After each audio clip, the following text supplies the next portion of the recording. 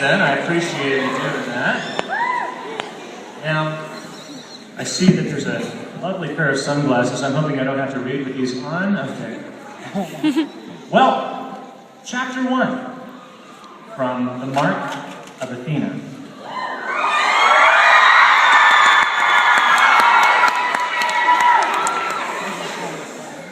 Until she met the exploding statue, Annabeth thought she was prepared for anything.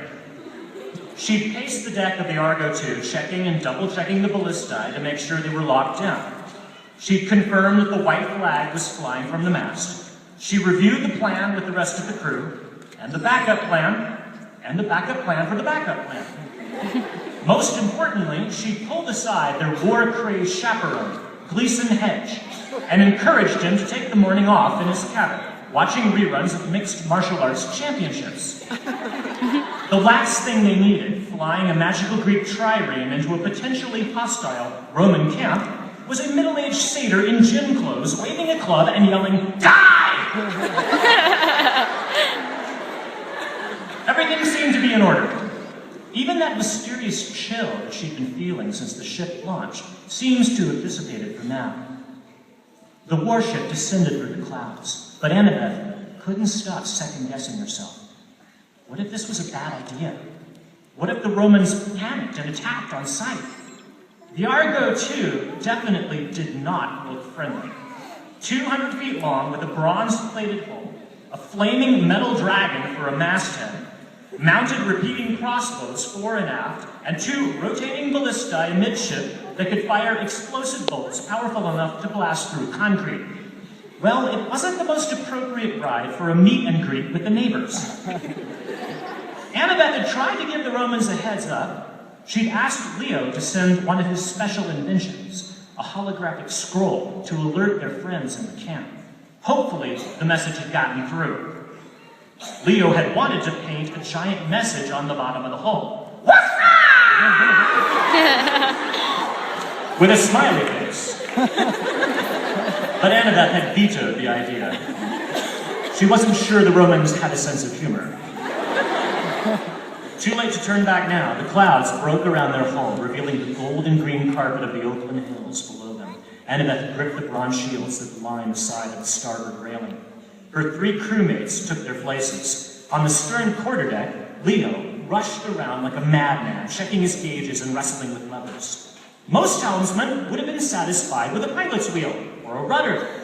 Leo had installed a keyboard, a monitor, aviation controls from a Learjet, a dubstep soundboard, and motion control sensors from a Nintendo Wii. He could turn the ship by pulling the throttle, fire weapons by sampling an album, or he could raise the sails by shaking his Wii controllers really fast.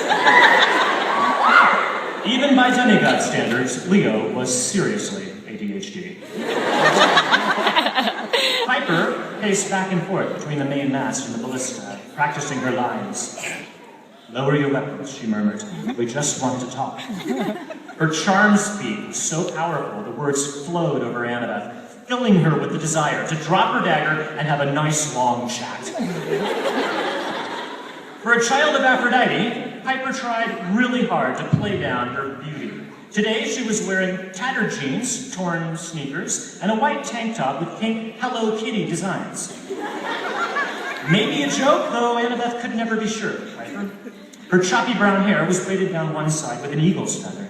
And then there was Piper's boyfriend, Jason. He stood at the bow on a raised crossbow platform where the Romans could easily spot him. His knuckles were white on the hilt of his sword. Otherwise, he looked calm for a guy who was making himself a target. Over his jeans and his orange Camp Blood t-shirt, he donned a toga and a purple cloak, the symbols of his old rank as praetor.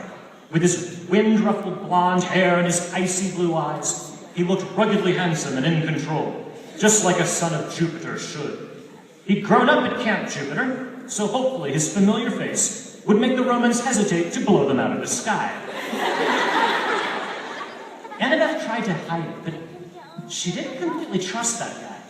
He acted too perfect, always following the rules, always doing the honorable thing. He even looked too perfect. In the back of her mind, she had this nagging thought. What if this is a trick and he betrays us? What if we sail into Camp Jupiter and he says, "Hey, Romans, check out these prisoners in this cool ship I brought you"? Annabeth didn't think that would happen. Still, she couldn't look at him without getting a bitter taste in her mouth. He'd been part of Hera's forced exchange program between the two camps. Without warning, Hera had plucked up Percy Jackson, Annabeth's boyfriend, wiped his memory, and sent him to the Roman camp. In exchange, the Greeks got Jason. That wasn't Jason's fault, but every time Annabeth saw him, she remembered how much she missed Percy. Percy, who might be below them somewhere right now. Oh, gods. Panic welled up inside her. She forced it down. She couldn't afford to get overwhelmed now. I'm a child of Athena, she told herself. I have to stick to my plan and not get distracted. And then she felt it again.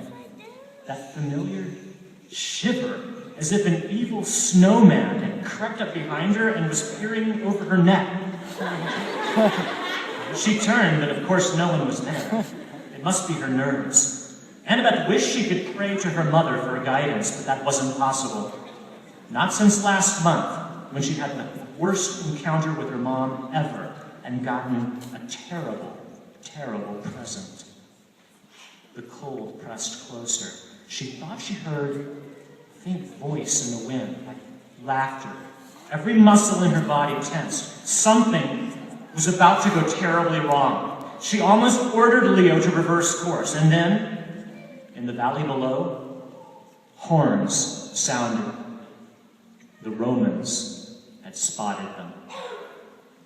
And that's the beginning.